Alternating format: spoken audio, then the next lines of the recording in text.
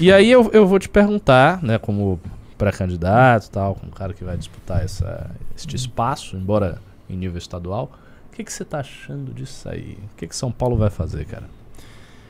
Ricardo, o cenário de São Paulo, eu acho que talvez seja onde tem mais peças a serem organizadas no tabuleiro. Eu vejo o Haddad, sem dúvida nenhuma, a taxa de conhecimento dele é muito grande em razão dele ter sido candidato nas últimas eleições a presidente contra o Bolsonaro, mas aquelas eleições foram eleições de um contra o outro. As pessoas não queriam o Bolsonaro, votavam no Haddad. E as pessoas não queriam o Lula, personificado ali no Haddad, votavam no Bolsonaro.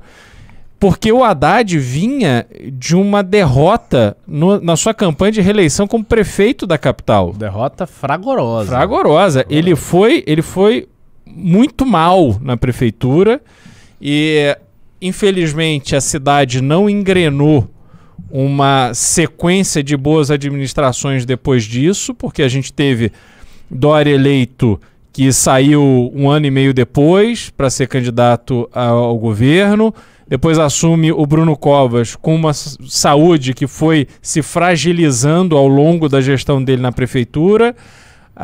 O Bruno é reeleito com o Ricardo Nunes vice, e o Ricardo Nunes era uma pessoa desconhecida do público, né, do eleitor, do paulistano. E agora ele está, enfim, fez a reforma da Previdência, teve algumas medidas importantes para beneficiar a prefeitura, mas que a cidade paga esse preço Haddad até hoje. Então, eu acho que existe uma memória de que o Haddad não performou. Eu acho que na hora H, na campanha, isso será explorado. O Tarcísio, ele tem investido muito no marketing, mas eu não acredito que, primeiro, o Bolsonaro não foi cabo eleitoral nem da Val do Açaí em Angra dos Reis, que precisava de 700 votos para se eleger e não se elegeu. Ele não foi cabo eleitoral do Celso Russomano aqui em São Paulo. Foi aquele cabo eleitoral assim... tem o Celso Russomano lá no Rio, Crivella, perdeu a eleição para o Eduardo Paes, sem participação efetiva do Bolsonaro ir lá fazer campanha. Então a gente não viu durante a presidência do Bolsonaro ele fazendo campanha para ninguém.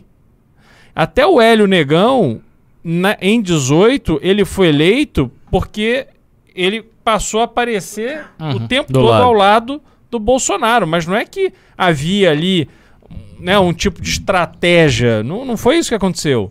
Então, essa eleição, quando você fala que o Bolsonaro está focado em eleger a sua bancada, eu acredito, ele vai se dedicar até aquelas pessoas ali o mais radicalmente a favor dele para garantir algum tipo de diálogo, sobretudo com a militância dele, quando ele se reeleger, caso ele se reeleja. E aqui em São Paulo, voltando para o nosso cenário estadual, se o Haddad não tem essa performance toda, se o Tarcísio, eu acho que ele não terá aquilo que ele espera ter do Bolsonaro durante a campanha.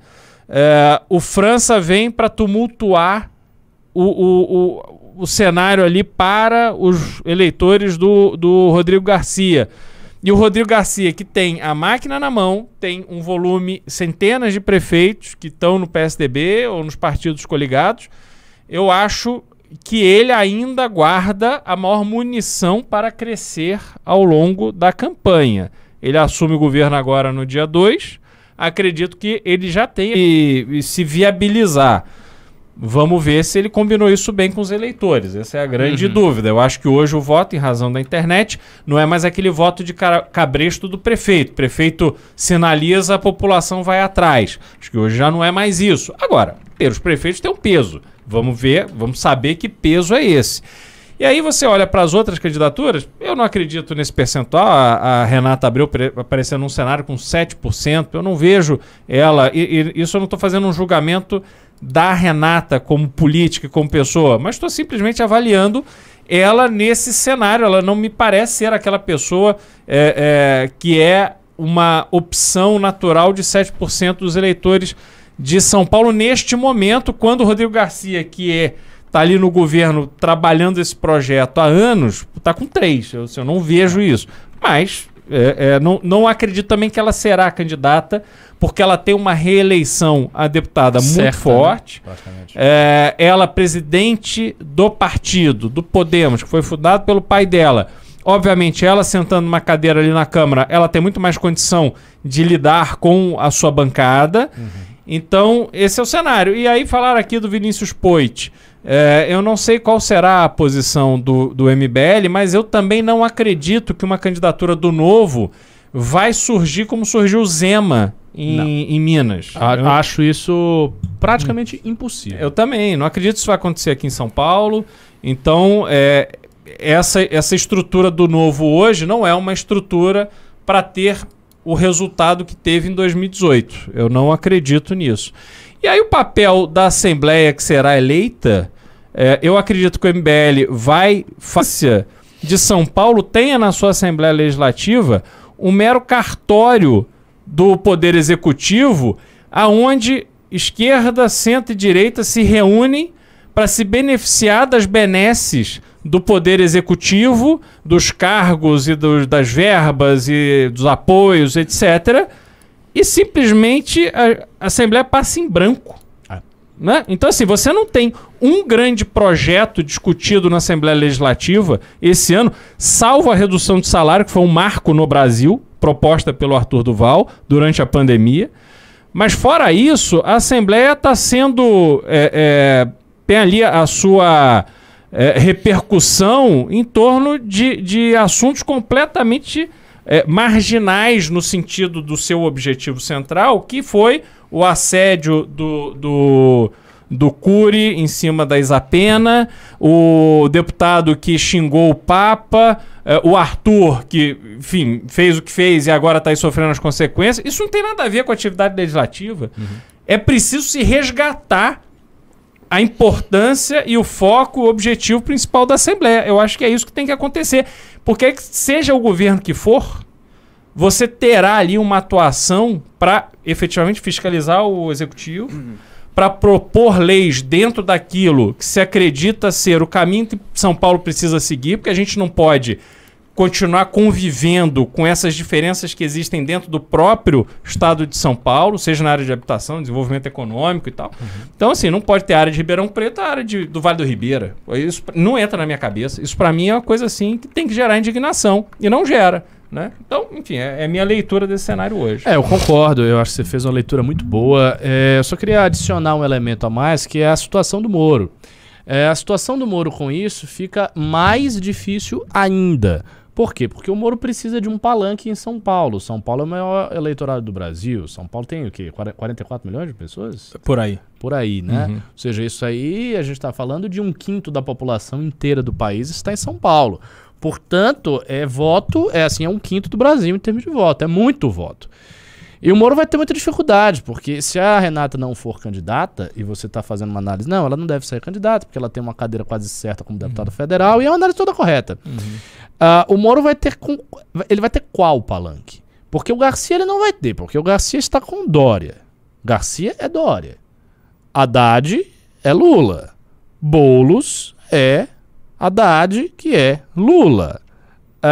O Tarcísio é Bolsonaro. Ele vai ter quem? Ele não vai ter nenhum palanque? Ele não vai poder fazer eventos aqui com palanque? Governo? E veja, isso é um problema eleitoral gravíssimo, gravíssimo. Porque antes de tudo acontecer, antes do rebuliço se instaurar aí nas nossas vidas, o Moro tinha um palanque. Qual era o palanque? Era o palanque da terceira via. Né? Sai Arthur a governo, faz a votação dele. Eu acho que ele faria mais de 10%, porque ele fez isso na prefeitura. Tudo bem que, em termos de estado, há outras dificuldades, é óbvio. As regiões mais afastadas, que têm menos voto de opinião, né, os municípios menores do estado, são difíceis de trabalhar.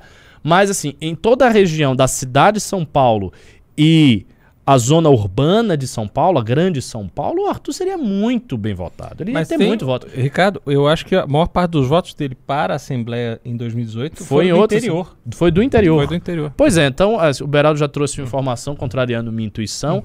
o Arthur teria voto até nessas regiões mais afastadas, porque as pessoas têm conexão na internet. E o Arthur seria isso. Ele vai ficar feliz, né? Já tá, enfim, meio abatido, ele vai ficar feliz com o apoio que vocês estão dando. Volta Arthur, vem Arthur e tal. Só que ainda tem uma dificuldade, que é o seguinte, tá, volta Arthur, mas pra onde? Porque tem uma questão de partido. Qual partido? Sabe? Qual partido?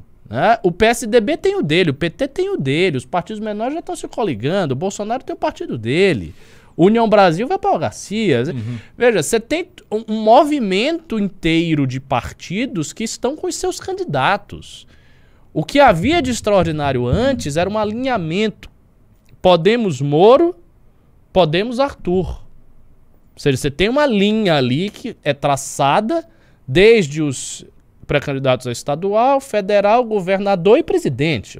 É uma coisa que tinha início, meio e fim, que fazia sentido, que tinha uma lógica interna. Isso implodiu, isso acabou.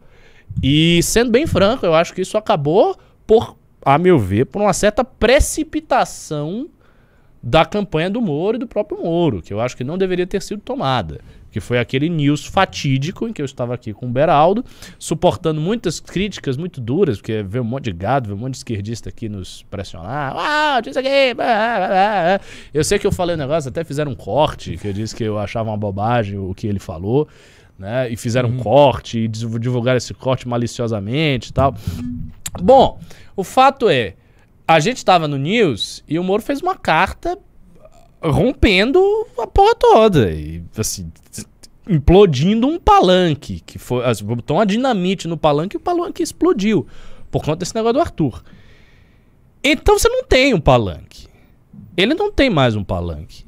Ele não tem mais um candidato. E nós não temos mais um partido.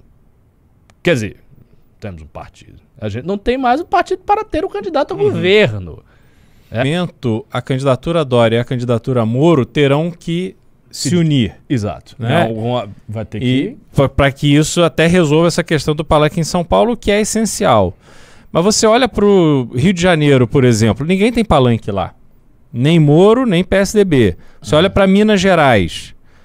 Lá, então, PSDB, com essa briga com o Aécio, esquece. Não tem como. E o Podemos também em Minas não vai ter um nome para fazer esse palanque. Então, há uma dificuldade real de se montar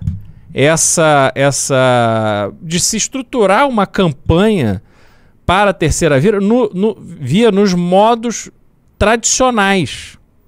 Essa é uma campanha onde você precisa despertar a vontade das pessoas em apoiarem um candidato que elas acreditam que poderá romper com esse duelo Lula-Bolsonaro.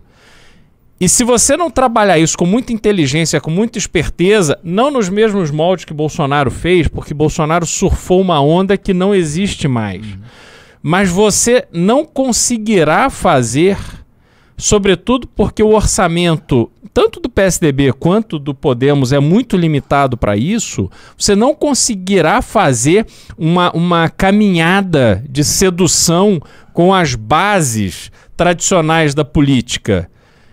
Então você vai ter que partir para a criatividade, para sensibilizar as pessoas, para conquistar essas pessoas de uma outra forma. E eu vejo assim que existe uma dificuldade em se fazer isso. Existe uma preocupação muito grande em contratar marqueteiro, em fazer a operação tradicional da política, e não há uma estratégia eficiente sendo feita para você conquistar o coração dos eleitores, porque isso é o mais barato e é o que dá para fazer. Não será viável uma campanha nos moldes tradicionais. Sobretudo você competindo com o caminhão de dinheiro que existe a favor do Bolsonaro e a favor do Lula.